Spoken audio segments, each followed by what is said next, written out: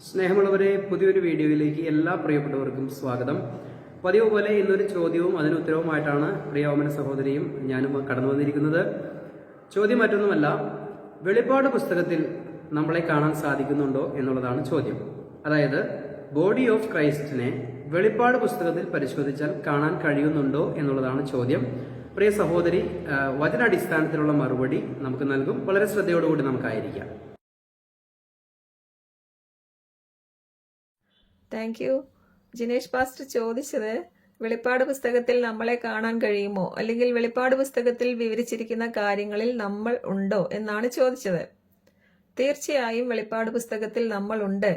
വെളിപ്പാട് പുസ്തകത്തിന്റെ 7-ാം അധ്യായത്തിന്റെ 9-ാം വാക്യം മുതൽ 17-ാം വാക്യം വരെ വിവരിച്ചിരിക്കുന്ന സകല ജനതകളിലും ഗോത്രങ്ങളിലും രാജ്യങ്ങളിലും ഭാഷകളിലും നിന്നുള്ള എണ്ണിത്തിട്ടപ്പെടുത്താൻ ആർക്കും കഴിയാത്ത ആ വലിയ ജനക്കൂട്ടം, ആ മഹാപുരുഷാരം ദൈവം പൗലോസ് അപ്പസ്തോലനിലൂടെ ഓപ്പൺ ചെയ്ത ഈ 2000 വർഷത്തെ കൃപാകാല വിശ്വാസികളായ നമ്മൾ തന്നെയാണ്. ഇത് മനസ്സിലാകണമെങ്കിൽ ആദ്യമേ ഈ പുസ്തകത്തെക്കുറിച്ച് ഇത്രയും നാളും പഠിച്ചു വെച്ച കാര്യങ്ങൾ ഹൃദയത്തിൽ നിന്ന് മാറ്റിവെക്കണം. എന്നിട്ട് ഈ പുസ്തകത്തിലേക്ക് നോക്കണം. നമ്മൾ അനേക വർഷങ്ങളായി കേട്ടുകൊണ്ടിരിക്കുന്ന വെളിപ്പാട് പുസ്തക വ്യാഖ്യാതാക്കൾ എല്ലാവരും പറയുന്നത് ഈ പുസ്തകത്തിലെ 1-ാം മുദ്രയിൽ വരുന്ന വെള്ളക്കുതിരക്കാരൻ ആന്റിക്രൈസ്റ്റ് ആണെന്നും അവിടം മുതൽ 7 വർഷം മഹോപദ്രവ കാലം ആരംഭിച്ചു തുടങ്ങുകയാണെന്നുമാണല്ലോ. അങ്ങനെ പറയുന്നത് കൊണ്ടാണ് മുന്നോട്ട് കാണുന്ന ഈ കാഴ്ചകൾ ഒന്നും തന്നെ ടാലിയാവാത്തത്. അവിടെ 7 വർഷം ആരംഭിച്ചു എന്ന് പറഞ്ഞ് മുന്നോട്ട് പോകുമ്പോഴാണ് ഈ മഹാപുരുഷാരത്തെ കാണുന്നത്. അപ്പോൾ ഇവർ പറയും ഇത് ഗ്രേറ്റ് ട്രിബുലേഷനിൽ കൂടെ കടന്നു വന്ന് രക്ഷിക്കപ്പെട്ടവരാണ്, അല്ലെങ്കിൽ അന്ന് തലഛേദിക്കപ്പെട്ടു വന്ന യഹൂദരാണ് എന്നല്ല. അതൊരിക്കലും ശരിയാകുന്ന കാര്യമല്ല. ഇത് യഹൂദർ മാത്രമടങ്ങിയ ഒരു ഗ്രൂപ്പ് അല്ല. ഇത് സകല ജനതകളിലും ഗോത്രങ്ങളിലും രാജ്യങ്ങളിലും ഭാഷകളിലും നിന്നുള്ള എണ്ണിത്തിട്ടപ്പെടുത്താൻ ആർക്കും കഴിയാത്തൊരു ജനക്കൂട്ടമാണ്. ഇത് കൃപയാൽ ക്രിസ്തുവിലുള്ള വിശ്വാസത്താൽ നീതീകരിക്കപ്പെട്ട് സ്വർഗത്തിൽ എത്തിയ സകല ഭൂമിയിലും നിന്നുള്ള എണ്ണിത്തിട്ടപ്പെടുത്താൻ ആർക്കും കഴിയാത്തൊരു ജനക്കൂട്ടമാണ്. എണ്ണിത്തിട്ടപ്പെടുത്താൻ ആർക്കും കഴിയാത്ത എന്നതുകൊണ്ട് ഉദ്ദേശിക്കുന്നത് ഇത് 2000 വർഷത്തെ വിശ്വാസികളാണ്. ഇത് ദൈവത്തിന്റെ കൃപയുടെ അത്യന്ത വലുപ്പത്തെയുമാണിത് കാണിക്കുന്നത്. അതുകൊണ്ട് ആദ്യമേ മനസ്സിലാക്കേണ്ടത് 1-ാം മുദ്രയിൽ വരുന്നത് ആന്റി ക്രൈസ്റ്റും അല്ല, അവിടെ 7 വർഷം ആരംഭിച്ചിട്ടുമില്ല. 1-ാം മുദ്രയിൽ വരുന്ന വെള്ളക്കുതിരക്കാരൻ വിജയത്തിൽ നിന്നാണ് യാത്ര പുറപ്പെടുന്നത്. അതായത് പൗലോസ് അപ്പസ്തോലനിലൂടെ ആരംഭിച്ച ഈ കൃപയുടെ സുവിശേഷത്തിന്റെ, ഈ കൃപായുഗത്തിലൂടെ രക്ഷിക്കപ്പെടുന്നവരുടെ വിജയത്തെ അത് കാണിക്കുകയാണ്. അത് നേരത്തെ യാത്ര പുറപ്പെട്ടിരിക്കുന്നു. വിജയത്തിൽ നിന്നാണത് യാത്ര പുറപ്പെടുന്നത്, വിജയത്തിലേക്കാണ് യാത്ര പുറപ്പെടുന്നത്. അതായത് 2000 വർഷം കൊണ്ട് ഇത്രയും വലിയൊരു ജനക്കൂട്ടം അവിടെ എത്തും. ആ ജയമാണത് കാണിക്കുന്നത്. 2000 വർഷത്തെ ഈ കൃപയുടെ സുവിശേഷത്തിന്റെ വിജയവും അനേകർ ഈ സുവിശേഷത്തിലൂടെ രക്ഷയിലേക്ക് വന്ന് മരണത്തെ കൂടെ ജയിച്ച് മരണമേ നിന്റെ വിജയം എവിടെ എന്ന് ചോദിച്ച് പുനരുത്ഥാനം പ്രാപിച്ച് സ്വർഗം വരെ എത്തുന്ന വിജയത്തെ കാണിക്കുന്ന ഒരു യാത്രയാണത്. അങ്ങനെ 1-ാം മുദ്ര മുതൽ മുന്നോട്ട് പോകുമ്പോൾ 6-ാം മുദ്ര എത്തുമ്പോൾ അവിടെ റാപ്ചർ നടക്കുകയാണ്. 6-ാം മുദ്ര തുറന്നപ്പോൾ ഞാൻ കണ്ടത് എന്ന് പറഞ്ഞ് 12-ാം വാക്യം മുതൽ 17-ാം വാക്യം വരെ എഴുതിയിരിക്കുന്ന വചനഭാഗങ്ങളിൽ റാപ്ചർ നടക്കുമ്പോൾ ഭൂമിയിലും ആകാശത്തും നടക്കുന്ന ഭയങ്കരമായ സംഭവങ്ങളാണ് വിവരിച്ചിരിക്കുന്നത്.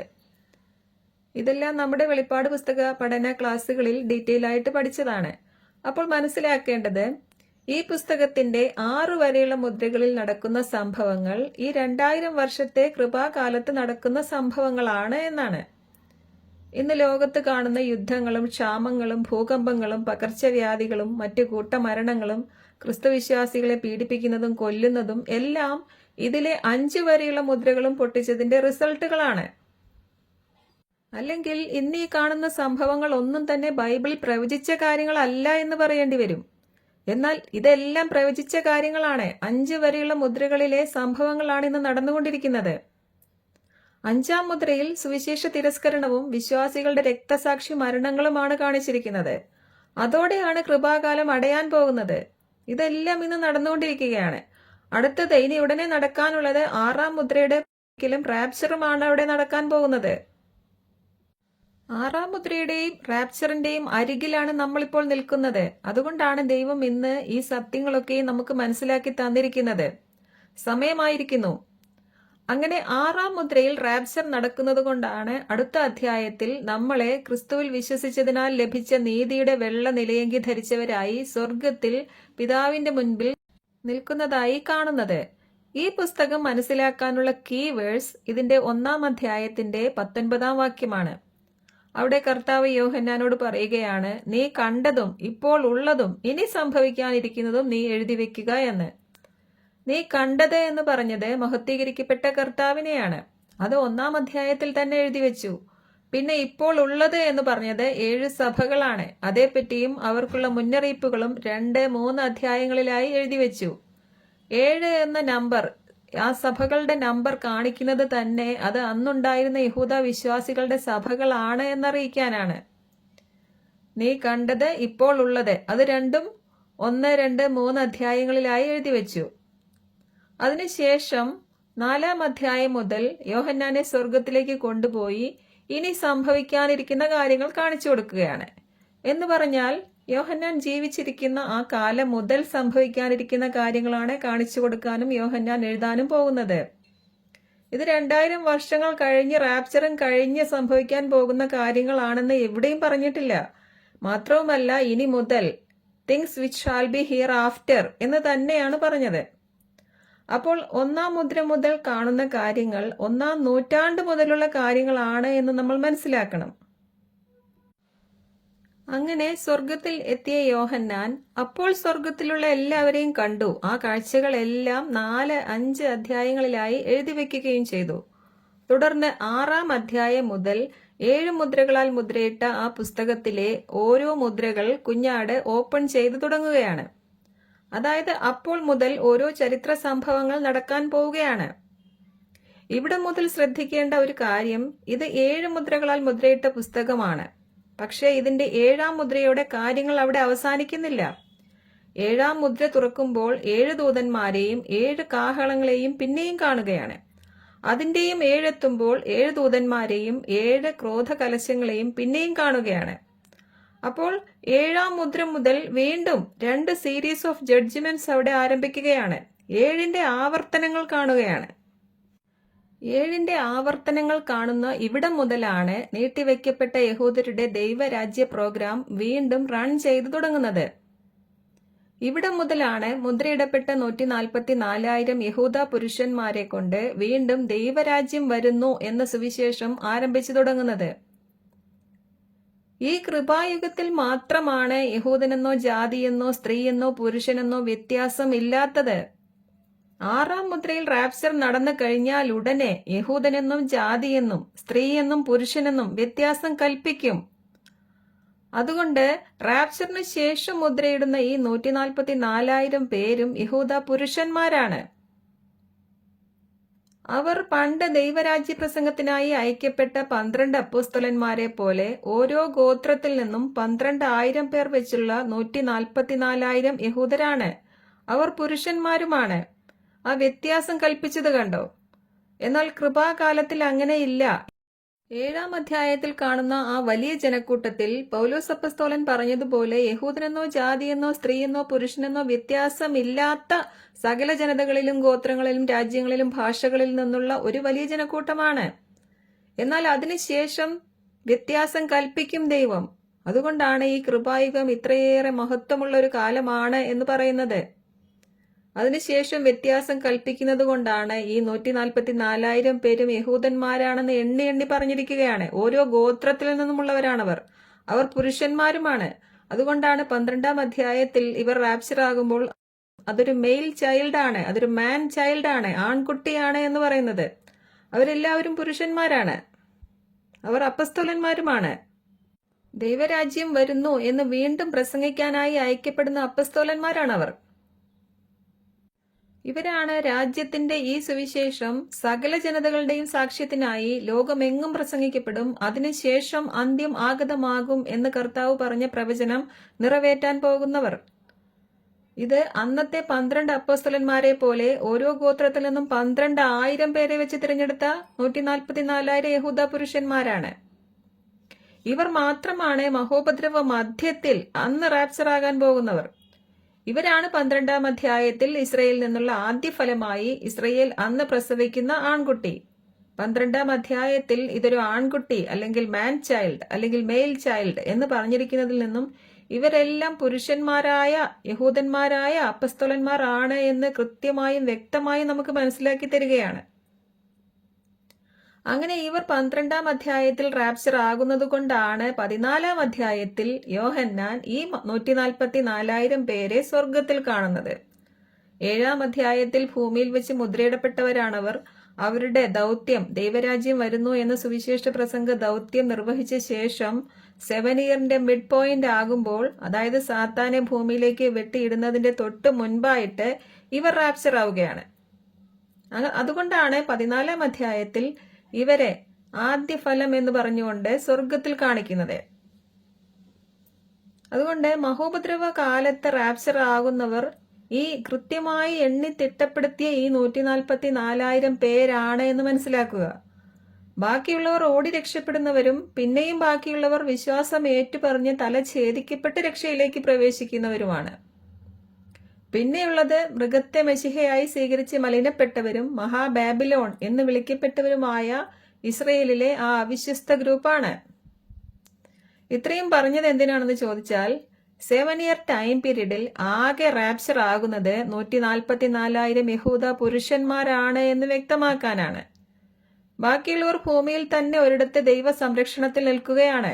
ശേഷിച്ച ബാക്കിയുള്ളവർ 14-ാം അധ്യായത്തിൽ രക്തസാക്ഷികളായി, 15-ാം അധ്യായത്തിൽ അവരെ സ്വർഗത്തിലെ പളുങ്കുകടലിൽ നിൽക്കുന്നവരായി കാണിക്കുന്നുണ്ട്. ഇത്രയും യഹൂദന്മാർ മാത്രമാണ് 7 ഇയർ ടൈം പീരീഡിൽ രക്ഷയിലേക്ക് പ്രവേശിക്കുന്നത്. അന്ന് ജാതികളെ ആരെയും സ്വർഗത്തിലേക്ക് കൊണ്ടുപോകുന്ന കാലമല്ല.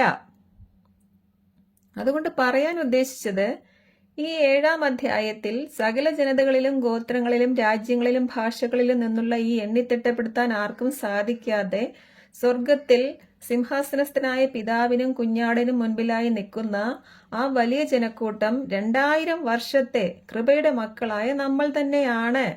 അത് പറയാനാണ് ഉദ്ദേശിക്കുന്നത്. മഹോപദ്രവ കാലത്ത് ഇങ്ങനെയൊരു എണ്ണിക്കൂടാൻ പറ്റാത്ത മഹാപുരുഷാരം സ്വർഗത്തിൽ എത്തുമായിരുന്നെങ്കിൽ ട്രിബുലേഷന്റെ ആവശ്യം തന്നെ വരില്ലായിരുന്നു. മാത്രവുമല്ല, ഇവിടെയൊന്നും 7 year time period 7 year tribulation ആരംഭിച്ചിട്ടില്ല. ഈ 7-ാം അധ്യായത്തിൽ 7 ഇയർ ട്രിബുലേഷൻ ആരംഭിക്കുന്നത് 2 സാക്ഷികളുടെ എൻട്രിയോടുകൂടിയാണ്. 2 സാക്ഷികൾ വരുന്നത് 6-ാം കാഹളം മുഴക്കിയ സമയത്ത് മാത്രമാണ്. അതായത് 2 സാക്ഷികൾക്ക് 3.5 വർഷവും അവർ കൊല്ലപ്പെട്ട ശേഷം ആന്റി ക്രൈസ്റ്റിന് നൽകപ്പെടുന്ന 3.5 വർഷവും ചേർത്താണ് ടോട്ടൽ 7 വർഷ മഹോപദ്രവ കാലം. അപ്പോൾ 6-ാം കാഹളത്തിൽ മാത്രമേ 2 സാക്ഷികൾ വരികയും 7 വർഷം ആരംഭിക്കുകയും ഉള്ളൂ എന്ന് വ്യക്തമാണ്. ഇതെല്ലാം തന്നെ 7-ാം മുദ്ര തുറന്ന ശേഷം മാത്രമാണ് സംഭവിച്ചു തുടങ്ങുന്നത്. അപ്പോൾ മനസ്സിലാക്കേണ്ടത്, 7-ാം മുദ്ര തുറക്കുന്നതിന് മുൻപായി 6-ാം മുദ്രയുടെ സമയത്ത് കാണിച്ചിരിക്കുന്ന ഈ മഹാപുരുഷാരം കൃപാകാല മക്കളായ നമ്മൾ തന്നെയാണ്. ഈ 6 വരെയുള്ള മുദ്രകളിൽ കൃപാകാലമാണ് നടന്നുകൊണ്ടിരിക്കുന്നത്. എന്നാൽ അതോടൊപ്പം തന്നെ അത് യഹൂദരുടെ ഡെസലേഷൻസിന്റെയും യുദ്ധങ്ങളുടെയും പ്രവാസങ്ങളുടെയും അലച്ചിലിന്റെയും കാലം കൂടെയാണ്. അതായത് നമുക്കിത് രക്ഷയുടെ കൃപാകാലമാണ്, എന്നാൽ അവർക്കിത് ദൈവത്താൽ തിരസ്കരിക്കപ്പെട്ട ശിക്ഷയുടെ കാലവുമാണ്. 2 കൂട്ടരും ഒരേ ഭൂമിയിലാണ് ഈ 2000 വർഷങ്ങൾ ജീവിച്ചുകൊണ്ടിരിക്കുന്നത്. എല്ലാവരും ഭൂമിയിലാണ് ജീവിക്കുന്നത്. അതുകൊണ്ട് ഈ പുസ്തകത്തിന്റെ കാര്യങ്ങൾ മനസ്സിലാകണമെങ്കിൽ ഇതിലെ 7-ാം നമ്പറിൽ 7 എന്ന നമ്പറിന്റെ ആവർത്തനങ്ങൾ കാണുന്നിടത്താണ് യഹൂദർക്ക് പ്രത്യേകമായി സംഭവിക്കുന്ന കാര്യങ്ങൾ എഴുതിയിരിക്കുന്നത്. ഇതിന്റെ 3 സീരീസിലെയും 6 വരെയുള്ള നമ്പറുകളിൽ കാണുന്നത് ഭൂമി മുഴുവനിലും നടക്കുന്ന കാര്യങ്ങളാണ്. ഓരോ 7-ാമത്തേതിലും അവരുടെ തെറ്റുകൾക്ക് ദൈവം 7 ഇരട്ടിയായി ശിക്ഷിക്കുന്ന കാര്യമാണ് എഴുതിയിരിക്കുന്നത്. അപ്പോൾ മനസ്സിലാക്കേണ്ടത്, ഈ 2000 വർഷങ്ങൾ നമുക്ക് രക്ഷയുടെ കൃപാകാലമാണെങ്കിൽ അവർക്കിത് യുദ്ധങ്ങളുടെയും പ്രവാസങ്ങളുടെയും അലച്ചിലിന്റെയും കാലമാണ്. എന്നാൽ ഇപ്പോൾ 1948 അവരെ വീണ്ടും അവിടെ തിരികെ കൊണ്ടുവന്നതും ഇന്ന് അവരെ ലോകശക്തിയായി ജയിപ്പിച്ചു നിർത്തുന്നതും വീണ്ടും അവരുടെ പ്രോഗ്രാം റീസ്റ്റാർട്ട് ചെയ്യാൻ വേണ്ടിയാണ്. അതായത് അവർ യുദ്ധങ്ങളിൽ ജയിച്ചു നിന്നാൽ മാത്രമേ അവർക്ക് അവിടെ ദേവാലയം പണിയാൻ കഴിയുകയുള്ളൂ. ദേവാലയം പണിതാലേ 7 വർഷം ആരംഭിക്കാൻ പറ്റുള്ളൂ. കാരണം ന്യായവിധി ജെറുസലേമിലും ദൈവഭവനത്തിലുമാണ് ആരംഭിച്ചു തുടങ്ങേണ്ടത്. രക്ഷയാണെങ്കിലും ശിക്ഷയാണെങ്കിലും ജെറുസലേമിലാണ് ആരംഭിക്കേണ്ടത്. അതിനായി ആദ്യം അവരെ അവിടെ തിരിച്ചു കൊണ്ടുവന്നു. പിന്നീട് അവർ ജെറുസലേം പിടിച്ചെടുത്തു.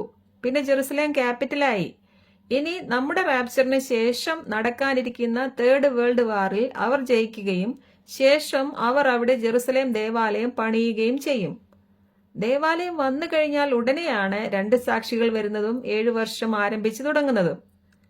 ഇതിൽ തേർഡ് വേൾഡ് വാർ 9-ാം അധ്യായത്തിലും ജെറുസലേം ടെമ്പിൾ 10-ാം അധ്യായത്തിലും 2 സാക്ഷികൾ വന്ന് 7 വർഷം ആരംഭിക്കുന്നത് 11-ാം അധ്യായത്തിലുമാണ്.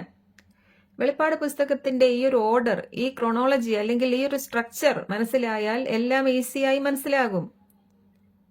ഇത് മനസ്സിലാക്കാത്തവർ ഈ പുസ്തകം തന്നെ ഡിസോർഡർ ആണെന്നും നമ്മൾ പറയുന്നത് ദുരുപദേശമാണെന്നും എല്ലാം പറയും. കാരണം അവർ ഇത്രയും കാലം പറഞ്ഞത് തന്നെയാണ് ശരിയെന്ന് സ്ഥാപിക്കാൻ അവർക്ക് അങ്ങനെ പറഞ്ഞേ പറ്റുകയുള്ളൂ. എന്നാൽ മുൻ ധാരണകൾ മാറ്റിവെച്ച് ഈ ക്ലാസുകൾ എല്ലാം കേട്ടാൽ ഈ സത്യങ്ങൾ എല്ലാവർക്കും മനസ്സിലാക്കാവുന്നതേ ഉള്ളൂ. സോ വെളിപ്പാട് പുസ്തകത്തിൽ നമ്മൾ ഉണ്ട്. 1-ാം നൂറ്റാണ്ട് മുതൽ ഈ 2000 വർഷത്തിലെ ചരിത്രവും നമ്മുടെ റാപ്ചറും എല്ലാം ഈ പുസ്തകത്തിൽ അടങ്ങിയിട്ടുണ്ട്. 5 വരെയുള്ള മുദ്രകൾ ഓപ്പൺ ചെയ്ത് കഴിഞ്ഞവയാണ്. 6-ാം മുദ്രയിൽ റാപ്ചർ നടക്കും. അങ്ങനെ റാപ്ചേർഡായ 2000 വർഷത്തെ കൃപാകാല മക്കളായ നമ്മളാണ് 7-ാം അധ്യായത്തിൽ ഒരു മഹാപുരുഷാരമായി സ്വർഗത്തിൽ നിൽക്കുന്നത്. ദൈവകൃപയുടെ അത്യന്ത വലുപ്പത്തെയാണ് എണ്ണിക്കൂടാൻ പറ്റാത്ത എന്ന പദം കൊണ്ട് അർത്ഥമാക്കുന്നത്. ഇതേപ്പറ്റി ഗലാത്യ ലേഖനത്തിൽ പൗലോസ് അപ്പസ്തോലൻ പറയുന്നുണ്ട്. ഇന്നത്തെ ജെറുസലേം ഹാഗാറിനെ പോലെ തന്റെ മക്കളോടൊത്ത് ദാസ്യവൃത്തിയിലാണെന്നും എന്നാൽ നമ്മൾ അന്നത്തെ ഇസഹാക്കിനെ പോലെ സ്വതന്ത്രരും വാഗ്ദാനത്തിന്റെ മക്കളും സ്വതന്ത്രയായ സ്വർഗീയ ജെറുസലേമിന്റെ മക്കളുമാണ് എന്ന് പൗലോസ് പറയുകയാണ്. എന്നിട്ട് നമ്മളെക്കുറിച്ച് പറയുകയാണ്, പ്രസവ വേദന അനുഭവിക്കാത്ത വന്ധ്യയെ നീ ആഹ്ലാദിച്ച് ആർപ്പ് വിളിക്കുക. എന്തെന്നാൽ ഭർതൃമതിക്കുള്ളതിനേക്കാൾ കൂടുതൽ മക്കൾ പരിത്യജിക്കപ്പെട്ടവൾക്കാണ് ഉള്ളത് എന്ന്. എന്താണ് പൗലോസ് പറയുന്നതിന്റെ അർത്ഥം? ഇവിടെ ആരാണ് ഭർതൃമതി? നിന്റെ സൃഷ്ടാവാകുന്നു നിന്റെ ഭർത്താവ്, സൈന്യങ്ങളുടെ യഹോവ എന്നാകുന്നു അവന്റെ നാമം എന്ന് ഇസ്രായേലിനോടാണ് ദൈവം പറഞ്ഞിട്ടുള്ളത്. അപ്പോൾ ആരാണ് ഭർതൃമതി? ഇസ്രായേലാണ് ഭർതൃമതി. ആരാണ് പരിത്യജിക്കപ്പെട്ട് കിടന്നവൾ? അത് നമ്മളാണ്. അന്ന് പരിത്യജിക്കപ്പെട്ട് കിടന്ന ഒരു ഗ്രൂപ്പായിരുന്നു വിജാതിയർ. അന്നത്തെ ജാതികളെക്കുറിച്ച് പറയുന്നത്, അന്ന് നിങ്ങൾ ക്രിസ്തുവിനെ അറിയാത്തവർ, ഇസ്രായേൽ സമൂഹത്തിൽ നിന്ന് അകറ്റപ്പെട്ടവർ, ഉടമ്പടിയുടെ വാഗ്ദാനത്തിന് അപരിചിതർ, പ്രത്യാശയില്ലാത്തവർ, ലോകത്തിൽ ദൈവമില്ലാത്തവർ എന്നാണ്. എന്നാൽ ഇപ്പോഴോ യേശുക്രിസ്തുവിലുള്ള വിശ്വാസത്താൽ ക്രിസ്തുവിന്റെ രക്തം വഴി നമ്മൾ കഴുകി വിശുദ്ധീകരിക്കപ്പെട്ടവരും നീതീകരിക്കപ്പെട്ടവരുമായി മരണത്തെ ജയിച്ച് അവരെക്കാൾ മുമ്പേ സ്വർഗത്തിലെത്തിയിരിക്കുകയാണ്. ഗലാത്യ ലേഖനത്തിൽ പൗലോസ് പരിത്യജിക്കപ്പെട്ട് കിടന്ന പ്രസവവേദന അനുഭവിക്കാത്ത വന്ധ്യയോട് ആഹ്ലാദിച്ച് ആർപ്പ് വിളിക്കാനാണ് പറയുന്നത്. കാരണം എന്താണ്? കാരണം ഭർതൃമതിക്കുള്ള, അതായത് ഇസ്രായേലിനുള്ള മക്കളെക്കാൾ കൂടുതൽ മക്കൾ നമ്മൾക്കാണുള്ളത്. അവരിൽ നിന്ന് കൃത്യമായി എണ്ണി തിട്ടപ്പെടുത്തിയ 144,000 പേരാണ് അന്ന് റാപ്ചർ ആകുന്നത് എങ്കിൽ നമ്മൾ എണ്ണി തിട്ടപ്പെടുത്താൻ ആർക്കും കഴിയാത്ത ഒരു വലിയ ജനക്കൂട്ടമാണ് റാപ്ചറായി ഇപ്പോൾ സ്വർഗത്തിൽ എത്തിയിരിക്കുന്നത്. ഗലാത്യ ലേഖനത്തിൽ പറഞ്ഞതുപോലെ നമ്മൾ സ്വർഗത്തിൽ ആഹ്ലാദിച്ച് ആർപ്പ് വിളിക്കുന്ന രംഗമാണ് 10-ാം വാക്യത്തിൽ എഴുതിയിരിക്കുന്നത്. ഇംഗ്ലീഷ് ബൈബിളിലെ പദങ്ങളൊന്ന് നോക്കിക്കേ. Thou barren and bearest not, break forth and cry. പ്രസവ വേദന അനുഭവിക്കാത്ത വന്ധ്യയെ നീ ആഹ്ലാദിച്ച് ആർപ്പ് വിളിക്കുക എന്ന്. പൗലോസ് ഇവിടെ പറഞ്ഞതുപോലെ നമ്മൾ സ്വർഗത്തിൽ എത്തിയപ്പോൾ അവിടെ ആഹ്ലാദിച്ച് ആർപ്പ് വിളിക്കുകയാണ്. We cried there with a loud voice, saying salvation to our God which sitteth upon the throne and unto the Lamb. നമ്മുടെ രക്ഷ ദൈവത്തിനും കുഞ്ഞാടിനുമുള്ളത്, അല്ലെങ്കിൽ നമ്മുടെ രക്ഷ ദൈവത്തിന്റെ ദാനമാണ് എന്നാണ് നമ്മൾ അവിടെ ഇപ്പോൾ ആർപ്പ് വിളിച്ച് പറയുന്നത്. ഈ വചനഭാഗങ്ങളിൽ നിന്നൊക്കെ എത്രയോ വ്യക്തമാണ് നമുക്ക് പ്രസവവേദന അഥവാ ഗ്രേറ്റ് ട്രിബുലേഷൻ ഇല്ലെന്നും അതിനു മുമ്പേ നമ്മൾ സ്വർഗത്തിൽ എത്തുമെന്നും 7-ാം അധ്യായത്തിൽ കാണുന്ന ഈ വലിയ ജനക്കൂട്ടം നമ്മൾ തന്നെ ആണെന്നുമെല്ലാം. അതുപോലെ തന്നെ 4-ാം അധ്യായത്തിൽ സ്വർഗത്തിൽ എത്തിയപ്പോൾ അപ്പോൾ സ്വർഗത്തിൽ കണ്ട കാഴ്ചകളെല്ലാം 4-5 അധ്യായങ്ങളിൽ യോഹന്നാൻ എഴുതി വെച്ചു. എന്നാൽ അപ്പോൾ നമ്മളെ യോഹന്നാൻ അവിടെ കണ്ടിട്ടില്ല. പിന്നെ ഈ 7-ാം അധ്യായത്തിൽ നമ്മളെ സ്വർഗത്തിൽ കാണണമെങ്കിൽ 5-നും 7-നും ഇടയിലുള്ള 6-ാം അധ്യായത്തിൽ റാപ്ചർ നടന്നതുകൊണ്ടാണ്. 6-ാം അധ്യായത്തിൽ എഴുതിയിരിക്കുന്ന 5 മുദ്രകളിലും എന്താണ് നടക്കുന്നതെന്ന് അവിടെ കൃത്യമായി എഴുതി വെച്ചിട്ടുണ്ട്. യുദ്ധങ്ങളും ക്ഷാമങ്ങളും ഭൂകമ്പങ്ങളും പകർച്ചവ്യാധികളും വന്യജീവികളെ കൊണ്ടുള്ള ആക്രമണങ്ങളും ഒക്കെയാണ് അവിടെ നടക്കുന്നത്. എന്നാൽ 6-ാം മുദ്രയിൽ ഭയങ്കരമായ മറ്റെന്തോ ആണ് നടക്കുന്നത് എന്ന് മാത്രമേ നമുക്ക് മനസ്സിലാവുകയുള്ളൂ. ഈ 6-ാം മുദ്രയിൽ എഴുതിയിരിക്കുന്ന കാര്യങ്ങളെല്ലാം കർത്താവിന്റെ സെക്കൻഡ് കമ്മിങ്ങിൽ നടക്കുമെന്ന് പറഞ്ഞതുപോലെയുള്ള ഭയങ്കര സംഭവങ്ങളാണ് എഴുതിയിരിക്കുന്നത്. എന്നാൽ സെക്കൻഡ് കമ്മിങ് നടക്കുന്നത് 19-ാം അധ്യായത്തിലാണ്. അപ്പോൾ നമ്മൾ മനസ്സിലാക്കണം, ഇവിടെ ഈ 6-ാം മുദ്രയിൽ നമ്മുടെ റാപ്ചറിനു വേണ്ടി കർത്താവ് ഗംഭീരനാദത്തോടെയും പ്രധാന ദൂതന്റെ ശബ്ദത്തോടെയും ദൈവത്തിന്റെ കാഹളത്തോടെയും വന്നതാണെന്നും അപ്പോൾ 2000 വർഷത്തെ ക്രിസ്തുവിൽ മരിച്ചവരും നമ്മൾ ജീവിച്ചിരിക്കുന്ന നമ്മളും രൂപാന്തരപ്പെട്ട് ഇവിടെ നിന്ന് പോയപ്പോൾ ഇവിടെ ശേഷിച്ച ജനം ഞെട്ടിവിറയ്ക്കുന്ന കാഴ്ചയാണ് യോഹന്നാൻ അവിടെ കണ്ടതും എഴുതി വെച്ചതുമെന്ന്. 6-ാം മുദ്രയിൽ എഴുതിയിരിക്കുന്ന ഈ റാപ്ചർ രംഗങ്ങൾക്കു ശേഷം അടുത്ത അധ്യായം എങ്ങനെയാണ് തുടങ്ങുന്നത് എന്ന് നോക്കൂ. ഇതിനു ശേഷം ഞാൻ നോക്കിയപ്പോൾ, അതിനുശേഷം ഉടനെ എന്താണ് കാണുന്നത്? 144,000 പേരെ മുദ്രയിടുകയാണ്. അതിനുശേഷം ഞാൻ നോക്കിയപ്പോൾ എന്ന് പറഞ്ഞ യോഹന്നാൻ എന്താണ് കാണുന്നത്? ഇതാ എണ്ണിത്തിട്ടപ്പെടുത്താൻ ആർക്കും കഴിയാത്ത ഒരു വലിയ ജനക്കൂട്ടം സ്വർഗത്തിൽ നിൽക്കുകയാണ്. അപ്പോൾ നമ്മൾ എപ്പോഴാണ് അവിടെ എത്തിയത്? 6-ാം മുദ്രയിലാണ്. അതുകൊണ്ടാണ് അതിനുശേഷം എന്ന് പറഞ്ഞിതെല്ലാം എഴുതുന്നത്. 6-ാം മുദ്രയിൽ എഴുതി വെച്ച കാര്യങ്ങളെല്ലാം റാപ്ചർ നടക്കുമ്പോൾ ഉണ്ടായ ഭീകര സംഭവങ്ങളാണ്. അതിനുശേഷം ഉടനെ അവരെ 144,000 പേരെ മുദ്രയിടുന്നു. അതിനുശേഷം സ്വർഗത്തിൽ എത്തിയ നമ്മളെ യോഹന്നാൻ കാണുകയും ചെയ്യുന്നു. ഇതാണ് ഈ വെളിപ്പാട് പുസ്തകത്തിന്റെ ഒരു ഓർഡർ. ഇങ്ങനെ സ്വർഗത്തിൽ ഒരു മുദ്ര പൊട്ടിക്കുമ്പോൾ അതിന്റെ റിസൾട്ട് ഭൂമിയിൽ കാണും. ഭൂമിയിൽ റാപ്ചർ നടന്നാൽ റാപ്ചേർഡായ നമ്മളെ സ്വർഗത്തിൽ കാണും. 6-ാം അധ്യായത്തിൽ നമ്മൾ റാപ്ചർ ആയതുകൊണ്ടാണ് 7-ാം അധ്യായത്തിൽ നമ്മളെ സ്വർഗത്തിൽ കാണുന്നത്. 12-ാം അധ്യായത്തിൽ ഈ 7-ാം അധ്യായത്തിൽ മുദ്രയിടപ്പെട്ട 144,000 യഹൂദ പുരുഷന്മാർ റാപ്ചർ ആയതുകൊണ്ടാണ് 14-ാം അധ്യായത്തിൽ അവരെ സ്വർഗത്തിൽ കാണുന്നത്. ഇങ്ങനെ സ്വർഗത്തിലും ഭൂമിയിലും നടക്കുന്ന ഓരോരോ സംഭവങ്ങൾ യോഹന്നാൻ കാണുകയാണ്. അത് കൃത്യമായി കാണുന്ന ഓർഡറിൽ തന്നെ എഴുതി വെക്കുകയും ചെയ്യുകയാണ്. മുദ്രകൾ ഓരോന്നും 1 മുതൽ 7 വരെ കൃത്യമായി ഓർഡറിലാണ് പൊട്ടിക്കുന്നത് എങ്കിൽ ഇതിലെ സംഭവങ്ങൾ എല്ലാം തന്നെ കൃത്യമായി മുന്നോട്ട് നടക്കേണ്ട ഓർഡറിലാണ് നടക്കുന്നത്. ഈ രീതിയിൽ ഈ വെളിപ്പാട് പുസ്തകത്തെ പഠിക്കുകയാണെങ്കിൽ ഇതിലെ 22 അധ്യായങ്ങളിലും എന്തൊക്കെയാണ് സംഭവിക്കുന്നത് എന്ന് നമുക്ക് വ്യക്തമായി മനസ്സിലാക്കാൻ കഴിയും. ഇതിൽ 1-ാം നൂറ്റാണ്ട് മുതൽ നമ്മൾ ഈ ജീവിച്ചുകൊണ്ടിരിക്കുന്ന ഈ 2000 വർഷത്തെ കൃപാകാലവും ഇനി ഉടനെ നടക്കാൻ പോകുന്ന റാപ്ചറും അതിനുശേഷം 144,000 പേർ ദൈവരാജ്യം വരുന്നു എന്ന് വീണ്ടും പ്രസംഗിക്കും. അതിനുശേഷം 7 ഇയർ ടൈം പീരീഡ് ആരംഭിക്കും. അതിനുശേഷം 1000 ആണ്ട് ആരംഭിക്കും. അതിനുശേഷം സ്വർഗീയ ജെറുസലേം സിറ്റി ഇറങ്ങി വന്ന് സ്വർഗവും ഭൂമിയും ഒന്നാകുന്ന ആ കാലസമ്പൂർണതയിലെ വ്യവസ്ഥ ഇവിടെ സംജാതമാകും. ഇതാണ് ഈ വെളിപ്പാട് പുസ്തകത്തിന്റെ ഒരു സ്ട്രക്ചർ. സോ വെളിപ്പാട് പുസ്തകത്തിൽ നമ്മൾ ഉണ്ടെന്നും 7-ാം അധ്യായത്തിൽ കാണുന്ന മഹാപുരുഷാരം നമ്മൾ തന്നെ ആണ് എന്നും വ്യക്തമായി കാണുമെന്ന് വിശ്വസിക്കുന്നു. Thank you. Praise the Lord. Thank you sister. വളരെ വ്യക്തമായും കൃത്യമായും ഓർഡറായും വചനാടിസ്ഥാനത്തിൽ ചോദിച്ച ചോദ്യത്തിന് വ്യക്തമായ മറുപടി നമുക്ക് ലഭിച്ചിരിക്കുകയാണ്. ചോദ്യം ഇതായിരുന്നു, വെളിപ്പാട് പുസ്തകത്തിൽ ബോഡി ഓഫ് ക്രൈസ്റ്റിനെ കാണാൻ സാധിക്കുന്നുണ്ടോ എന്നുള്ളതായിരുന്നു ചോദ്യം. സവിസ്തരം അതിന് കൃത്യമായ മറുപടി നമുക്ക് ലഭിച്ചിരിക്കുകയാണ്. ബോഡി ഓഫ് ക്രൈസ്റ്റിനെ വെളിപ്പാട് പുസ്തകത്തിൽ കാണാൻ സാധിക്കുന്നതാണ്.